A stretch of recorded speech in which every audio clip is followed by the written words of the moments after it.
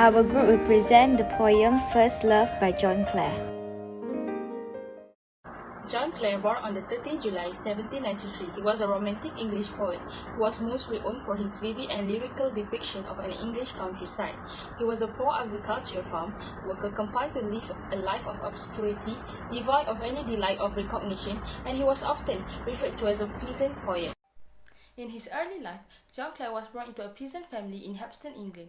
He went to Glinton Church School until he was 12 years old, where he learned the absolute basics of reading and writing. With that being said, John Clare is regarded as a peasant poet. He began his job as a field laborer as a kid, following in his father's footsteps to support his poor family. He worked as a potboy at a Blue Bear public house in early adult year and fell in love with Mary Joyce. However, her father, a wealthy farmer, banned her from meeting him. Clare decided to enlist in militia in year of 1817, campaign for the gypsy and working a lime burner. In his midlife, as his life continued, Clare married Martha Petitone in 1820. They had 9 children, the majority of whom died while still young. Poverty plagued the family's miserable life, which was worsened by his mental health concern and drinking. Despite for his love for poetry, he struggled to be constant with composing it since he is a sports family. In his later life and death, Clare was referred to Dr. Matthew Allen, private asylum Highbridge by a friend after being deemed a burden and a risk to his family. Despite being promised the greatest therapy, Clare began to endure delusion and schizophrenic episode. In 1841, he escaped the asylum following an illusion that he was to meet his first love, Mary Joyce. Clare was persuaded that he was married with children to both her and Martha. He did not trust her relative when they informed him that she had died. 5 months later, his wife committed him to the Northampton General United Asylum. He was assigned to stay there for life. Clare died on May 20, 1864 at the age of 71. He was laid to rest at South Botef Churchyard near his house. To this day, children from Hepston Primary School prayed through the village and placed their midsummer cushion around his gravestone. Career and poetry. Clare enjoyed reading and possesses a copy of Thomson's Season. He began writing his own sonnet and poem after being inspired by the poet. He sold his first volume of poem to a local bookseller who forwarded it to the publishing firm Taylor and Hesse. In 1820, he published his first book of poetry, poem descriptive of rural life and scenery. This book received critical acclaim and was an unexpected success, selling over 3,000 copies in its first year. It was an incredible feat for a first-time poet. It was reprinted 3 times. Following the popularity of his first work, he went to London and met authors and poets such as John Keats, William Hazlitt, and Thomas. In 1821, he released his second book, Village Minstrel and Other Poems. In 1820s, he started writing his autobiographic sketches in the life of John Clare, but never finished it. In 1827, he released his next book, The Shepherd Wood Calendar with Village Story and Other Poems, but only a few copies were sold. In 1835, he released his final masterpiece, The Rural Muse. Despite financial and health issues, the book earned great reviews but not enough sales to keep Clare afloat financially. In 1848, he published his most famous poem, I Am. In the poem, he reaffirmed his belief to his love of the natural world would bring him serenity to death. Recitation of First Love by John Clare. I knew was struck before that hour with love so sudden and so sweet. Her face is bloom like a sweet flower and stole my heart away complete. My face turned pale as deadly pale. My legs refused to walk away. And when she looked, what could I ail? My life and all seemed turned to clay. And then my blood rushed to my face and took my eyesight quite away. The trees and bushes around the place seemed midnight at noonday. I could not see a single thing. Words from my eyes did start. They spoke as chords drew from the string, and blood burned round my heart. Are flowers the winter's choice? Is love's bed always snow? She seemed to hear my silent voice, not love's appeals to know. I never saw so sweet a face as that I stood before. My heart has left its dwelling place and can return no more. First Love is a poem that captures John Clare's experience of falling in love for the first time. It is rejoicing the love he attained for a woman named Mary Joyce. Yet there is a despair and a feeling of dissatisfaction hovering in the background.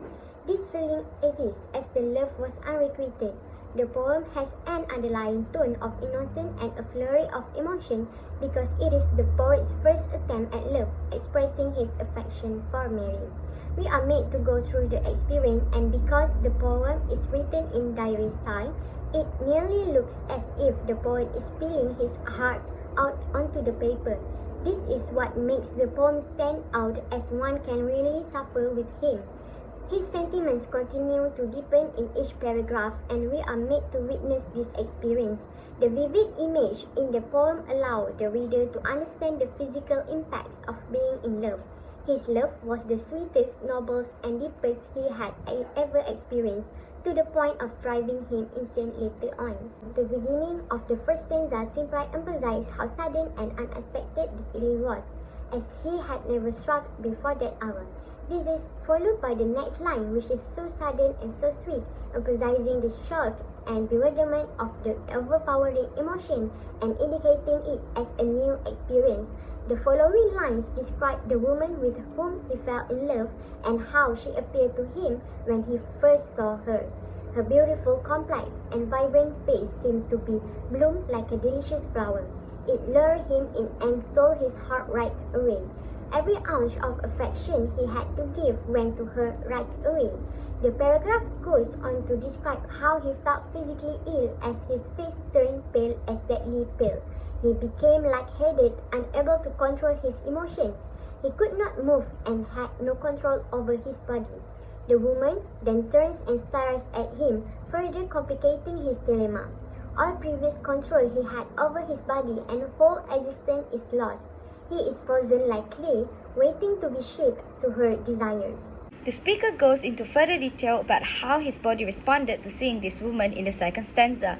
The blood rushed to his face once the woman glanced at him. This caused his eyesight to fade. He paints a vivid picture for us of how love affects him and how he blushed with embarrassment so much that for a moment he feels blind. The speaker noticed that the trees and shrubs around the place are getting darker. His life, his emotions, and his thoughts were now all concentrated on this one girl, to the point that it seemed midnight to him at noonday.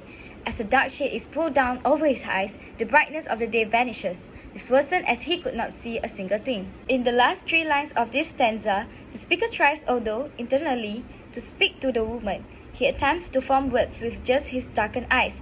These come out like chords do from the string, at least in his mind. They were undoubtedly well considered, romantic, and far better to anything he would have said out loud. He probably already knew that the love could not be reciprocated because he did not say anything to her. Instead, he hoped that his eye would send a message. Words from my eyes did start. He never even approached her or spoke to her. The stanza concludes on a sad but dramatic note when he states, "Blood bled around my heart," implying that he was in terrible pain emotionally and physically. In the final stanza of First Love, the poet begins by asking rhetorical questions. In the first question, he refers to flowers again, as he did in the first stanza when he says, "Her face bloomed like a lovely flower."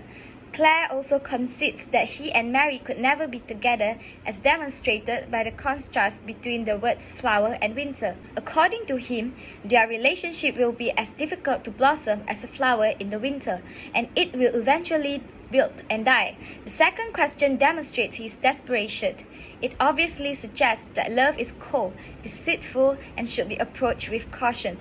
But he got caught up in it and is still obsessed with her.